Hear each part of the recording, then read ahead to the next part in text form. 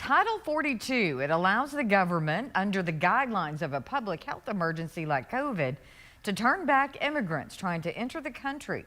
But in May, there are plans to repeal it. Jonathan Pfluger is here to explain what that means and how you'll be impacted. Jonathan. Hey, Crystal. Yeah, this went into effect a couple of years ago, as you said, to curb the spread of COVID-19 here in the U.S. as migrants were attempting to enter the country. August Pfluger tells me that he is working with other legislators to keep Title 42 in place as the country deals with the surge in migrants trying to cross the border.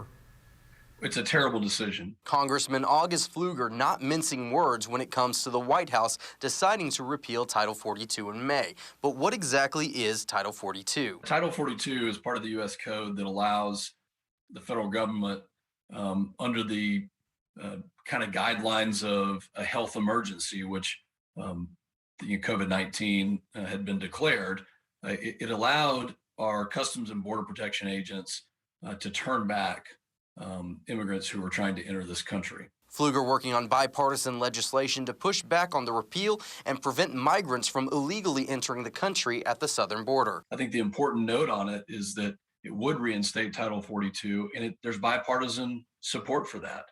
And once the Democrats understand, and especially you can see this in the Rio Grande Valley, they're seeing it firsthand. A repeal of Title 42 would have major impacts across the state, but especially in West Texas. And this administration has abdicated their responsibilities, and every single person in our local communities will feel the pain in the form of drugs and violence and communities that are being impacted every single day, even right here in West Texas. And it's why Pfluger is keeping in touch with Texas legislators. We had a meeting amongst all the Republican congressmen and women from Texas this week to discuss, how we're going to go forward. I mean, we can introduce all the legislation we want.